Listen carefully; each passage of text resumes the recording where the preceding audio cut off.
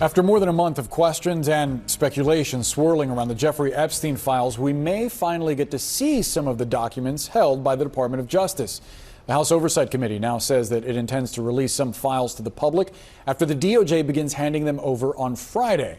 Last month, the DOJ declared that there was no evidence that a so-called Epstein client list existed, an announcement that sparked intense public outrage.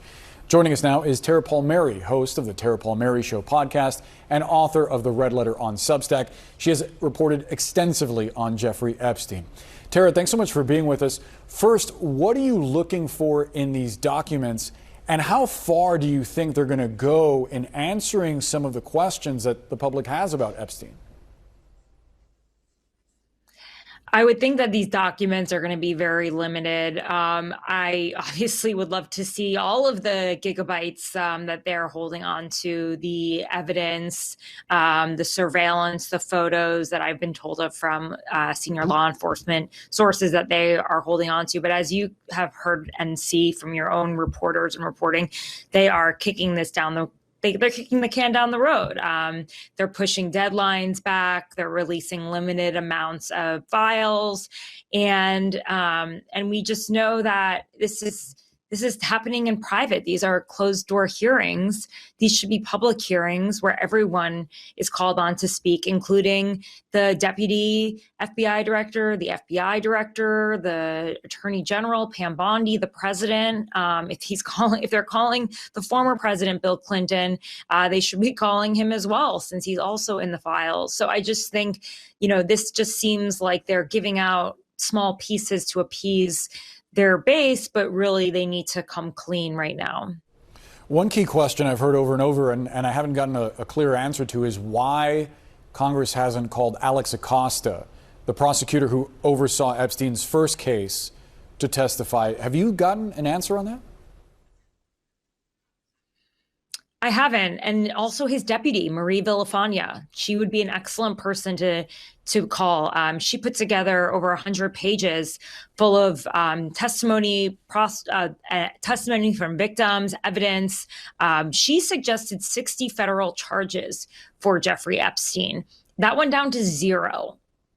How does that happen, right? Yeah. And she felt that she was slow-rolled in that process. She was not supported.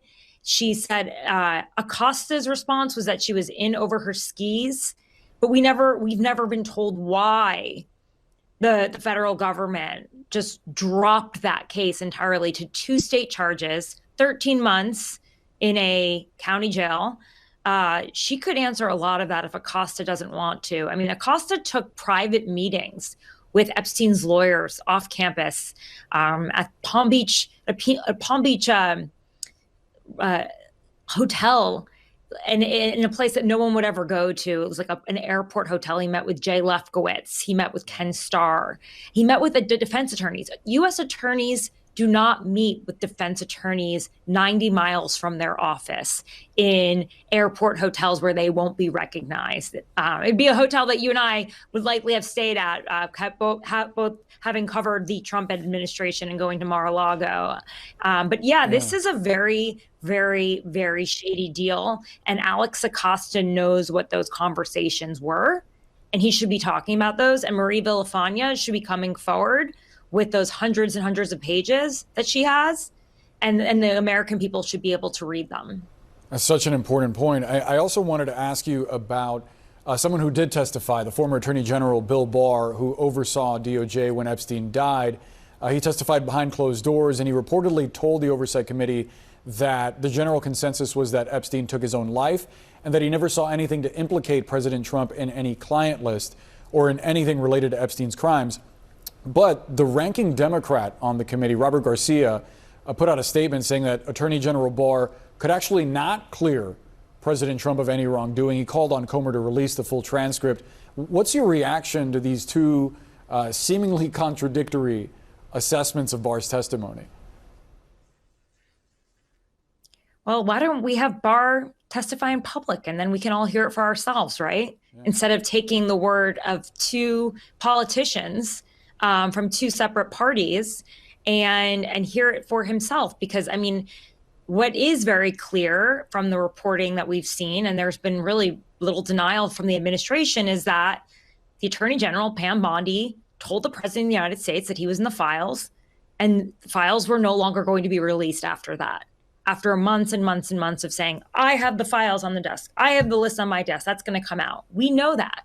Why not have Bill Barr and all the other people who've been subpoenaed speak openly? That is what the administration promised. That's why so many people voted for President Trump. It is one of the things unifying, frankly, Democrats and Republicans, is the feeling that there is this deep connection, this deep corruption in this story that has extended across parties. And if they actually treated this with the kind of sensitivity that it required, which means sunlight and speaking openly, I think that maybe there would be some trust in the institutions again. But these closed doors hearings are not helping at all. Tara Palmeri, great to have you on. Thanks so much for the reporting. That was another episode of the Tara Palmeri Show.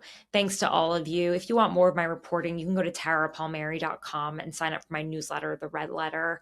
That's TARAPALMERI.com. And you can get my exclusive reporting straight to your inbox. And you can watch these lives in real time as I try to talk to sources and try to get down to the bottom of things.